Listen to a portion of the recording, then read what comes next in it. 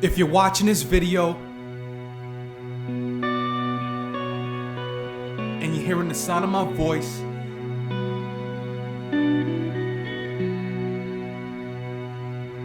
then you probably already know that I was killed yesterday.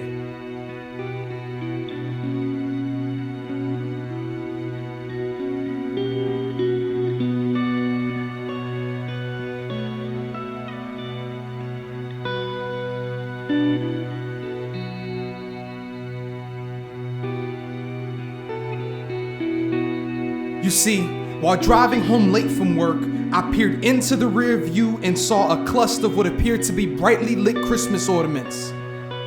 Ah, boy, here we go again. Then I got that feeling. My heart sunk into my stomach and my insides curled. You know that feeling? When you've got nothing to hide and your record is as white as pearls. I know you've had that feeling when you're being pulled over by a police officer. So I did exactly what I was instructed to do growing up in the late 90s. You know, pull to the right, put the car in park, roll down the windows, lower the volume on the radio, and put both hands on a tight grip on the steering wheel. You see, I told you I've been here before, so I know the deal. Then the officer approached and asked for my driver's license and registration, and without hesitation, of course, I followed his instruction. So as I reached into the glove compartment, I felt a vibration in my pocket and a ringtone followed. It was the same ringtone I would usually hear around this time, remembering that I promised my wife that I'll be home early. So I retracted away from the glove compartment and made a fast move to my pocket, and then, bang, I was hit. I don't know, maybe the way I moved was a bit too swift. The officer thought I was reaching for a weapon, so he fired. So my wife is now a widow. My 2-year-old son will carry my legacy, and my 3-month-old daughter will have to know about me through stories, images, and family memories. And you see, we've been here before many times, so I already know what's about to happen. The media's gonna have a frenzy saying, "Here's another fatal police shooting."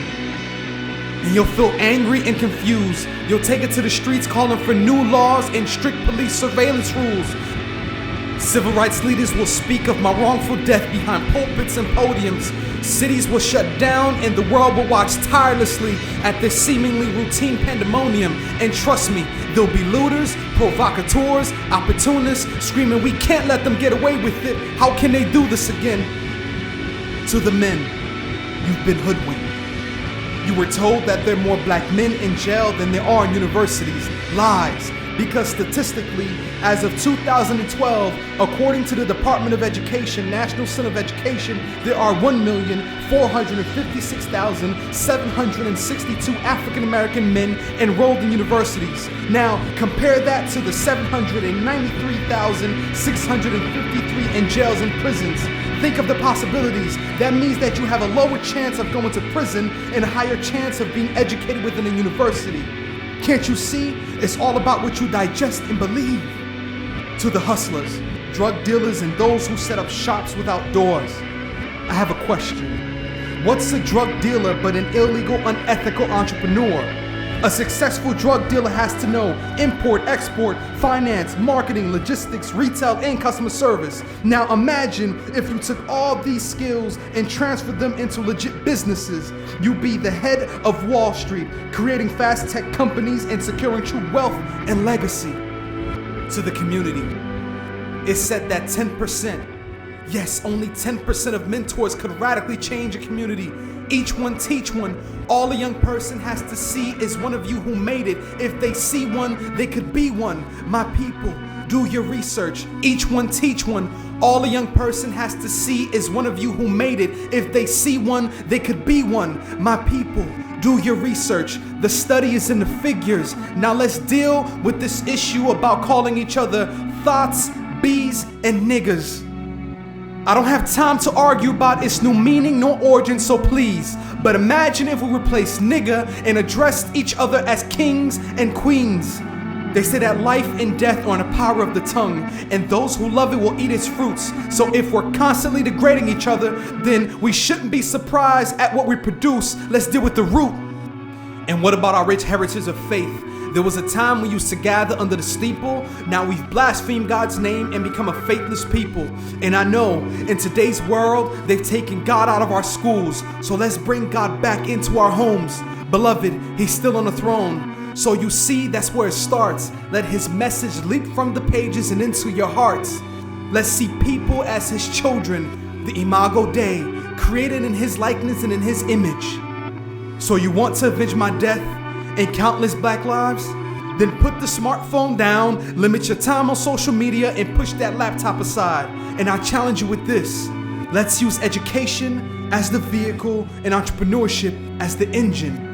Let's produce more attorneys to represent us in the Supreme Court, more judges presiding over our cases, police officers and chiefs who grew up in our communities, who recognize our faces. Let's not only vote for presidents, but acknowledge the access and power we have in local, city, and state elections. Let's produce more politicians who bear more action than words, more doctors, more nurses, more professionals that serve. In other words, representation, representation. So if you're angry and you want to avenge my death, I want you to know that there's hope, and collectively you can change our situations. Education and entrepreneurship. And listen, our sons depend on you. Our daughters depend on you. Our future depends on you.